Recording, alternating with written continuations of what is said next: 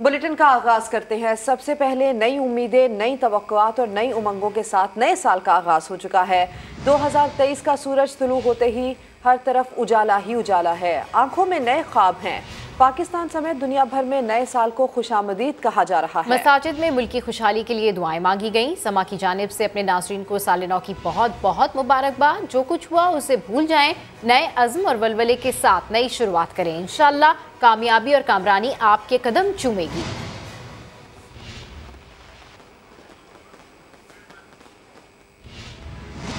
तो जनाब, दुनिया भर में साल नौ का जश्न ज़बरदस्त जोश व खरोश के साथ मनाया जा रहा है। न्यूजीलैंड से अमेरिका तक शानदार आतिशबाजी का शानदार मुजाहरा किया जा रहा है। लोग गुज़िश्ता साल को अलविदा कहकर नए साल का इस्तकबाल कर रहे हैं। ऑकलैंड से न्यूयॉर्क तक हर तरफ जश्न ही जश्न मनाया जा रहा है। दुनिया भर के लोगों ने 2022 को अलविदा कहा, 2023 को दिल से खुशामदीद कहा। नए साल का जश्न सबसे पहले मनाया जा रहा है मुख्तलिफ ममालिक में, और नए साल को यहाँ पर खुशामदीद भी कहा जा रहा है। किस मुल्क में किस तरह से जश्न मनाया गया आपको दिखाते हैं। साल नौ 2023 का सूरज कई उम्मीदों के साथ तुलू हो गया। कराची से खैबर तक शहरियों ने नए साल का जश्न मनाया, नगमे गाए, दिए जलाए, रक्स किया। पाकिस्तान में न्यू ईयर नाइट का मंजर कैसा था आपको दिखाते हैं।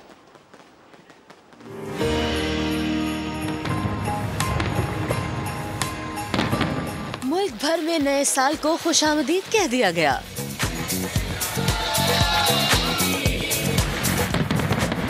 कराची से लेकर खैबर तक लोगों ने 2023 का वालेहाना इस्तकबाल किया। शानदार आतिशबाजी हुई। लोगों ने झूम झूम कर नए साल का जश्न मनाया। स्वात की वादी कालाम में मंचलों ने ठंडी रात को आग लगा दी। नए साल की खुशी में कराची वाले भी रक्सा थे। लाहौरियों ने रैली की शक्ल में लिबर्टी चौक पहुंचकर नए साल के नगमे गाए। साल नौ पर सदर मुमलिकत, वज़ीर आज़म समेत दीगर सियासतदानों ने पाकिस्तान की खुशहाली के लिए पैगामात दिए। सदर मुमलिकत आरिफ अलवी ने कहा कि गुज़श्ता साल कौम ने साबित कदमी, यकजहती और अज़्म के साथ चैलेंजेस का मुकाबला किया। दुआ है नया साल पाकिस्तान, आलम इस्लाम और दुनिया के लिए बाइस रहमत हो।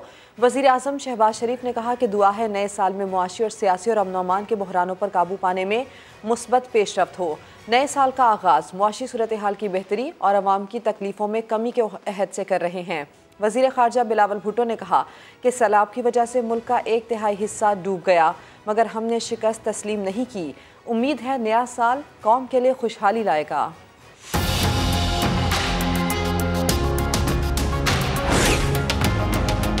नए साल के लिए पैगाम यही है कि बहुत बड़ा चैलेंज है। हम सबको अपनी हैबिट्स जो है वो चेंज करनी पड़ेंगी। जैसे हम रात के 12 बजे तक शॉपिंग सेंटर्स खुले रहते हैं और वहाँ पे लाइट्स हैं और लोग घूम रहे हैं।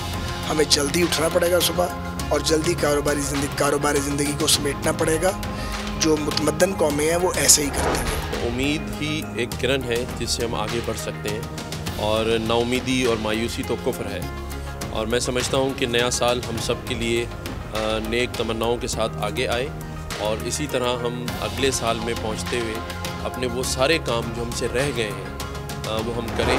नए साल में मज़ीद मेहनत करनी है और आप सबको और खुशियाँ अल्लाह पाक दे, और पाकिस्तान जिंदाबाद। आईटी इंडस्ट्री के हवाले से नया साल 2023 पाकिस्तान के लिए इनकलाबी साल साबित होगा।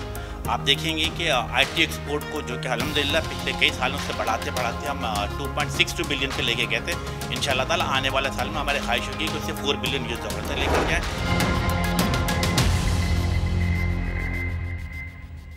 और अब आपको बताएं कि नए साल के पहले रोज़ वज़ीर आला सिंध ने कराची में सड़क पर बच्चों के साथ क्रिकेट खेली।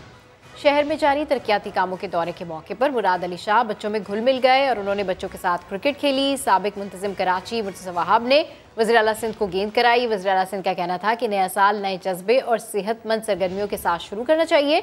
बच्चों के साथ खेलने का मकसद बच्चों में क्रिकेट का शौक पैदा करना है।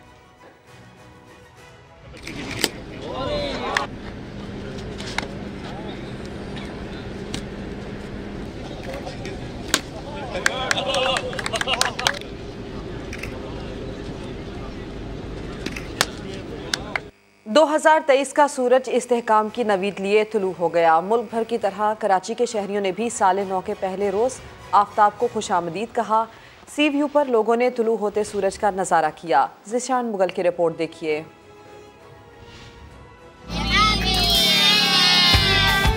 दो 2023 नए साल का इस्तिकबाल और नए दिन का आगाज।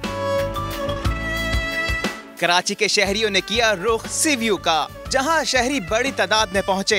नए साल की आमद पर बच्चे बढ़े सब खुश दिखाई दिए। 2023 के हवाले से पाकिस्तान के लिए दुआ है कि अल्लाह मियां पाकिस्तान को सेफ कंट्री बनाए और साफ़ सुथरा कराची हो जाए।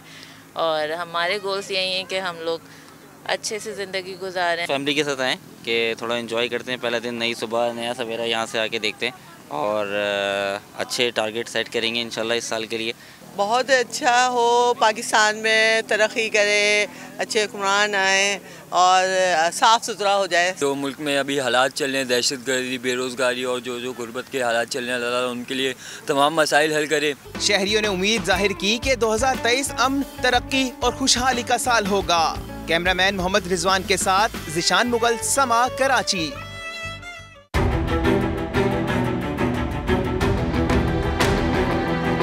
नए साल में मैं इंशाल्लाह जो है तो अब्रॉड जाऊंगी, मास्टर्स के लिए अप्लाई करूंगी। चेंज शुरू करें अपने आप से, तो अपने एंड में काम शुरू करें, तब चीज़ें खुद ब खुद इंशाल्लाह हल हो जाएंगी। जो फ्यूचर गोल्स हैं वो हासिल करें और इस मुल्क को इकोनॉमिक क्राइसिस से निकालें। इंशाल्लाह एमफिल की डिग्री भी मेरी चल रही है तो वो भी कंप्लीट हो जाएगी। कंप्यूटर साइंटिस्ट 2023 में मैं चाहती हूँ कि पाकिस्तान भी इस IT के दौर में बहुत ज़्यादा आगे बढ़े। 2023 में मेरा यही अज़म होगा कि मैं पढ़ने के लिए बाहर चला जाऊँ। हमारा ज़्यादा से ज़्यादा जो आज़म है वो ये है कि हम जो हमारे मुल्क को आने वाले चैलेंजेस हैं उनका मुकाबला कर सकें। एज बीइंग एजुकेशनलिस्ट हम ज़्यादा से ज़्यादा बच्चों को एजुकेट कर सकें। 2023 में जो है वो मैं PhD कंटिन्यू करूँगी अपनी, जो पहले मैंने डिसकंटिन्यू कर दी थी बच्चों की वजह से। मेरे पास जो नॉलेज है स्काउटिंग के मुताबिक वो मैं अपनी जो यूथ है उस तक फ्राहम कर सकूँ। 2023 की अगर बात करते चलें तो 2022 में जो हमसे खताएं हुई, सबसे पहले तो हम ये कोशिश करेंगे कि उन खताओं का अपना अज़ाला करें। मैं आफ्टर ग्रेजुएशन मुझे आर्मी ज्वाइन करनी है। एमफिल के साथ साथ मेरा प्लान ये है कि उसके साथ अपना बिजनेस भी स्टार्ट करूँ। साल 2023 में मेरा ये एम होगा कि मैं हर मुश्किल वक्त में पाकिस्तान के साथ और पाकिस्तानी अवाम के साथ खड़ा हूँ। पाकिस्तान जिंदाबाद। खुदा करे मेरी अर्ज़े पाक पर उतरे वो फसले गुल जिसे अंदेशाए ज़वाल ना हो। यहाँ जो फूल खिले वो खिला रहे बरसों, यहाँ ख़िज़ां को गुजरने की भी मजाल ना हो। साले नौ पर मेरा अज़्म है कि पाकिस्तान पर क्लाइमेट चेंज से होने वाले नुकसानात के अज़ाले के लिए न सिर्फ पाकिस्तान के अंदर बल्कि बैनुल-अक़वामी सतह पर भी आवाज़ उठाती थी। Happy new year. ये साल आप सबके लिए बहुत मुबारक हो और हमारा वतन जो है बहुत जल्द तरक्की की राहों पे गामज़द हो। हमारी दुआएं हमारे वतन के लिए हैं और पाकिस्तान जिंदाबाद। नए साल की मुबारकबाद पेश करता हूँ और पाकिस्तान के लिए ये साल और इस पाकिस्तानियों के लिए और हम मुसलमानों के लिए साल बेहतरीन हो। इसमें कामयाबियाँ हों, खुशियाँ हों, सुकून हो, अमन हो, चैन हो और यही पाकिस्तान के लिए मैं दुआ करूँगा। और समा TV का शुक्रिया। Keep it up. अस्सलाम वालेकुम तमाम देखने वालों को नया साल बहुत बहुत मुबारक हो। इस दुआ के साथ कि अल्लाह पाक आपको और हमारे इस वतन अजीज़ को सलामत रखे। आमीन। सुभान। ये पैगाम दूंगा कि खुश रहें और खुश रहने दें, ना शोर मचाएं।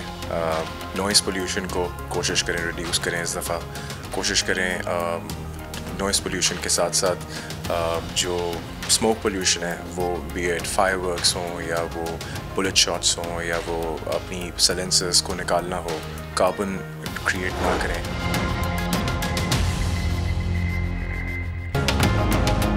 मैं उम्मीद करता हूँ और मेरी दुआ है कि ये साल हमारे मुल्क के लिए एक शानदार साल हो।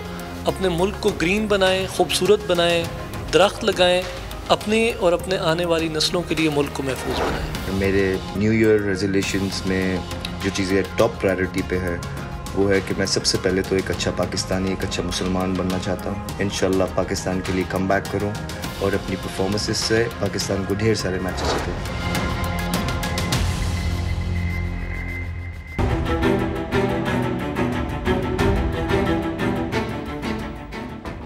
नए साल का पहला दिन है। हर कोई अपने अपने अंदाज में खुशी का इजहार कर रहा है। लाहौरियों ने आज के दिन की क्या प्लानिंग कर रखी है? नुमाइंदा समा आयशा आता इस वक्त एक फैमिली के हमरा मौजूद है, उनसे मजीद तफसीलात जानते हैं। जी आयशा, अपडेट कीजिए।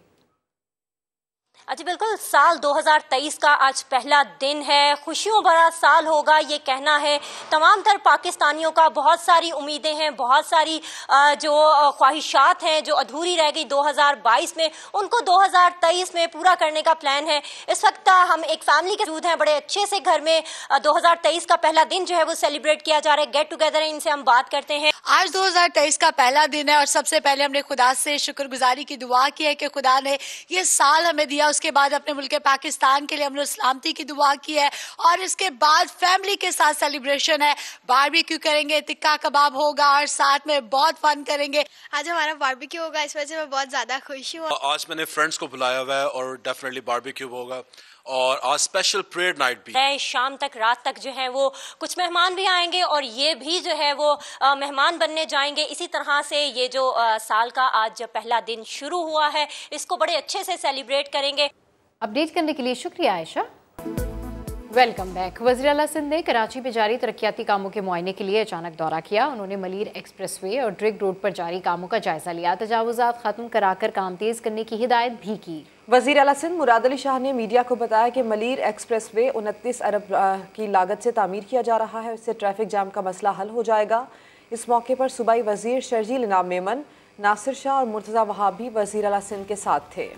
MQM पाकिस्तान और पाक सरजमीन पार्टी ने अहम इजलास आज तलब कर लिए हैं। इजलास में मौजूदा सियासी सूरत हाल के हवाले से तबादला ख्याल किया जाएगा। इस हवाले से मज़ीद तफसीलात जानते हैं साद साबरी से। जी साद, अपडेट कीजिए।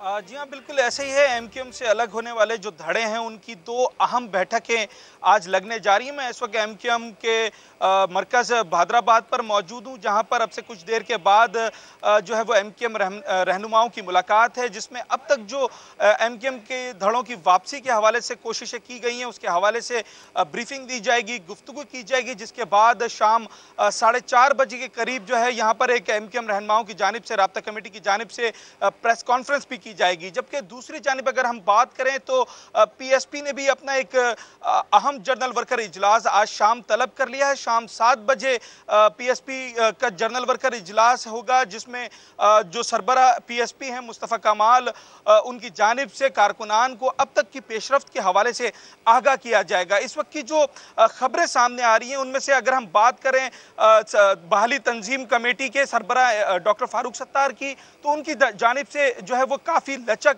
और झुकाव दिखाया गया है MQM में वापसी के हवाले से। जबकि PSP की जानिब से अभी तक कोई ऐसी जो है वो पेशरफ्त सामने नहीं आई है। जो उनके सरबराह हैं, PSP के रहनुमा हैं, वो कोशिश कर रहे हैं कि अपने कारकुनान को अब तक की पेशरफ्त के हवाले से आगाह किया जाए। और जो अब तक गवर्नर सिंध की जानिब से MQM में वापसी की दावत दी गई है PSP रहनुमाओं को, उस पर जो उनके तहफ़्फ़ुज़ात हैं, जो पेशरफ्त हुई है, उसके हवाले से वो अपने कारकुनान को एतमाद में लेने की कोशिश करेंगे। एक अहम बैठक हम आज कह सकते हैं दोनों रहनुमाओं की जानिब से, चाहे MQM के रहनुमा हो या PSP के रहनुमा हो, उनकी जानिब से ये अहम बैठक है। जबकि जो MQM के धड़ों की वापसी का मरहला है उसके सिलसिले की ये एक अहम कड़ी हो सकती है। ये जो महीना है, जनवरी का महीना, इसे जो है वो रहनुमाओं की जानिब से अपडेट करने के लिए शुक्रिया। अमीर जमात इस्लामी कराची हाफिज नईमुर रहमान कहते हैं कि पीपल्स पार्टी की जानिब से सिंध में रिकॉर्ड कारकर्दगी नहीं बल्कि रिकॉर्ड लूटमार की जा रही है। 2008 से आज तक कराची K4 मंसूबा नहीं दे सके। 2008 से मुसलसल हुकूमत में है बिलावल साहब, लेकिन आपने कराची को K4 मंसूबा नहीं दिया। 1% पानी का कोटा अप्रूव कराने में क्या तकलीफ है कराची के लिए? कराची को आप ऑन ही नहीं करते, आप सिर्फ कब्जा करना चाहते हैं। मुकम्मल कब्जा जो आपने किया हुआ है इसको बरकरार रख के मजीद खाना चाहते हैं। यह रिकॉर्ड परफॉर्मेंस नहीं है, रिकॉर्ड कमीशन खाया जा रहा है और लूट मार का रिकॉर्ड निजाम इस वक्त चल रहा है सूबा सिंध में। इस्टेब्लिशमेंट यह कहती है कि हम गैर सियासी हैं। अगर इस्टेब्लिशमेंट गैर सियासी है तो MQM के धड़ों को इकट्ठा कौन कर रहा है? ये जरदारी टेसूरी डॉक्ट्राइन पर अमल दरामद हो कैसे रहा है? ये सारे प्रोजेक्ट फेल होने में बता रहा हूं आपको, ये नहीं परफॉर्म कर सकेंगे। ये साजे की हंडिया चौराहे में फूटती रहेगी। अब ये बताएं कि मुल्क के मुख्तलिफ शहरों में आटे की कीमतों में इजाफे के सबब लोगों के लिए 2 वक्त की रोटी हासिल करना मुश्किल हो गया है। तफसील दिखाते हैं आपको इस रिपोर्ट में। दूध, दालें, चावल, सब्जी और गोश्त के बाद आटे की कीमत में भी इजाफा। सरगोदा में आटे का सरकारी रेट 65 रुपए किलो है, मगर बाजार में आटा 120 रुपए किलो मिल रहा है। महंगाई के मारे मजदूर मजदूरी करने के बजाय आटे के हुसूल के लिए तवील कतारों में लग गए। मजदूर लोग हैं हम वो मजदूरी छोड़ के आए हैं, लाइनों में लगे हुए हैं लोग हैं। और ये 10 किलो का आटा है वो 648 रुपये का है, 15 किलो का ऐसे महंगा, 20 किलो का भी 2400 तक पहुँच गया। तो हुकूमत को चाहिए कि कम आटे के रेट तो कम कर दे वो।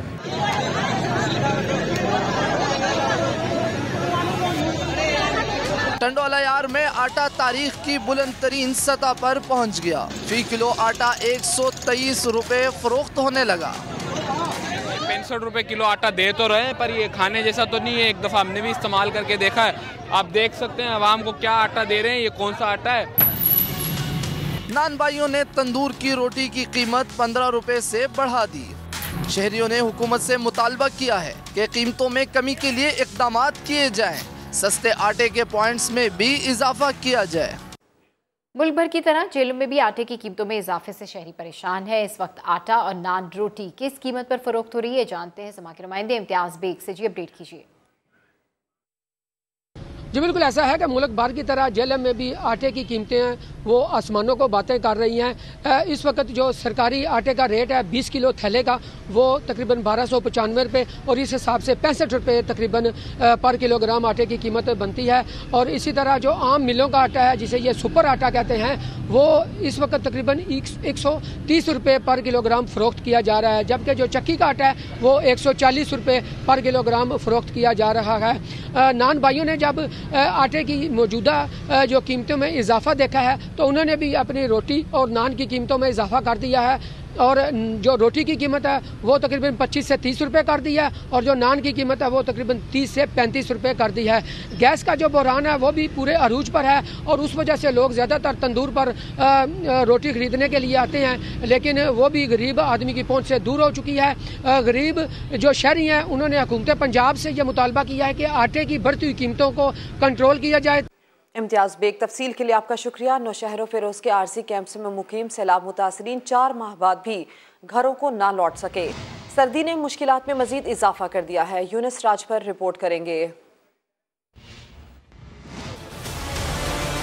नौशहर फिरोज के सैलाब मुतासरीन घरों में वापसी के लिए पानी की निकासी के मुंतजर। सख्त सर्दी में तहसील कंडियारों के आर्जी कैंपों में जिंदगी गुजारने पर मजबूर हैं। सिंध हुकूमत से यही बोल रहा है तो मदद होगी, न कुछ खाने को है, न जो मकान थे वो गिर गए, अभी सड़कों पर पड़े। बहुत ठंडे, न नहाने का पानी है, कपड़े नहीं है, कोई कपड़े दे दो, खाने का पैसा नहीं है। बोसीरा खैमों में बच्चों के लिए गर्म कपड़ों और सर्दी से बचाव का सामान मुयसर न होने पर वालिदैन भी सख्त परेशान हैं। हुकूमत कोई कपड़ा दो, कोई पैसा दो, कोई चीज दो, हम तो ऐसे बैठे बच्चा, कोई खाने का दो, कोई कपड़ा नहीं, कोई हमद कोई नहीं, कोई हमारे टेंट भी कोई नहीं। बाबा मुतासिर ने हुकूमत से मुतालबा किया है कि इमदाद के जरिए मकान बनाकर दिए जाएं ताकि वो फौरी तौर पर घरों को वापस जा सकें और अपने बच्चों को सर्दी की तकलीफों से महफूज रख सकें। यूनुस राजभर, समा, नौशहर फिरोज। लकी मरवत में पुलिस चौकी पर हमले में शहीद पुलिस एहलकार तहसीनुल्लाह की नमाज जनाजा पुलिस लाइन में अदा कर दी गई। नमाज जनाजा में पुलिस और पाक फौज के अलावा सिविल अफसरान ने भी शिरकत की। रात गए दहशतगर्दों ने इंडस हाईवे पर वाक़ पुलिस चौकी शहबाज फेल पर हमला करके तहसीनुल्लाह को शहीद कर दिया था। पुलिस की भरपूर जवाबी कार्रवाई से दहशतगर्द फरार हो गए। पुलिस ने इलाके की नाकाबंदी करके तलाश शुरू की तो इस दौरान में एक मुबैना दहशतगर्द की लाश भी मिली। Welcome back. कौमी फ़िज़ाई कंपनी PIA की परवाज़ों पर यूरोप में आयद पाबंदी खत्म होने के इम्कानात रोशन हो गए हैं। इस हवाले से मज़ीद तफ़सीलात जानते हैं समा के नुमाइंदे जावेद चौधरी से। जी अपडेट कीजिए जावेद। जी, बरतानिया समेत यूरोपीय मुल्कों में PIA की परवाज़ों पर पाबंदी के हवाले से आयद पाबंदी खत्म होने के इम्कानात रोशन हो गए। परवाज़ों की यूरोप में बहाली के अहम मामले पर अहम फैसला सामने आई है। यूरोपीय यूनियन एविएशन सेफ्टी एजेंसी यासा की जानिब से PIA के ऑडिट का फैसला किया गया है और ये ऑडिट 7 मार्च 2023 से कौमी एयरलाइन का ऑनलाइन रिपोर्ट ऑडिट होगा। नासा की ऑडिट टीम पीआई की flight safety, flight engineering, flight operation समेत मुफ्त अमूर का ऑनलाइन रिपोर्ट ऑडिट करेगी। पीआई की कामयाब ऑडिट के बाद यासा की टीम पाकिस्तान का दौरा भी करेगी। इस टीम के ऑडिट से मुतमिन होने के बाद सीए का ऑडिट भी किया जाएगा और टीम के मुतमिन होने के बाद यूरोप में पीआई की परवाजों को फ्लाइट ऑपरेशन बहाल होने के इंतजाम है। तब पीआई ने यासा के ऑनलाइन ऑडिट से मुतल्लिक तमाम तैयारियां मुकम्मल कर ली है, तर्जुमान पीआई का, जबकि उनका कहना है कि कभी उम्मीद है कामयाब ऑडिट के बाद यूरोप ऑपरेशन की राहें हमवार हो जाएंगी। जी ठीक है, अपडेट करने के लिए शुक्रिया। पाकिस्तान और न्यूजीलैंड के दरमियान दूसरा टेस्ट कल से नेशनल बैंक क्रिकेट एरिना में शुरू होगा। दूसरे टेस्ट मैच के लिए तेज और बाउंसी विकेट तैयार की गई है। न्यूजीलैंड के खिलाड़ियों ने पिच का जायजा लिया। इससे मुतालिक मजीद तफसील जानेंगे। हुजैफा खान हमारे साथ हैं। हुजैफा, अपडेट कीजिए। जी बिल्कुल, पाकिस्तान और न्यूजीलैंड के दरमियान दूसरा टेस्ट पी से शुरू होने जा रहा है और इस वक्त दूसरे टेस्ट के लिए पिच भी तैयार कर ली गई है। काफ़ी घास छोड़ी गई है, लेकिन अभी देखना होगा कि कितना रोल मजीद किया जाता है इस पिच को। आज पाकिस्तान टीम का ऑप्शनल ट्रेनिंग सेशन है, जबकि न्यूजीलैंड का पूरा स्क्वाड ट्रेनिंग कर रहा है। इस वक्त आप देख सकते हैं मेरे पीछे साबिक कप्तान अहमद कीपिंग की खुसूसी मशकें कर रहे हैं, जबकि पाकिस्तान क्रिकेट टीम का कोई और खिलाड़ी आज ट्रेनिंग करने नहीं आया है, लेकिन सिर्फ साबिक कप्तान सरफराज अहमद यहाँ पे खुसूसी तौर पर आए हैं ताकि अपनी जो कीपिंग स्किल्स हैं उसको बेहतर बनाया जा सके। जबकि जो मेहमान टीम वो नेट बॉलर्स के साथ स्पिन डिपार्टमेंट में बहुत ज़्यादा काम करती हुई नज़र आ रही है। तो दोनों टीमों के लिए एक अहम मैच है, क्योंकि पाकिस्तान चाहता है कि इस होम सीरीज़ के अंदर फाइनली तौर पे वो कम से कम एक विक्ट्री तो हासिल कर ले, ताकि जो है एक नए साल का आगाज़ भी जो है वो अच्छे अंदाज में किया जा सके। जी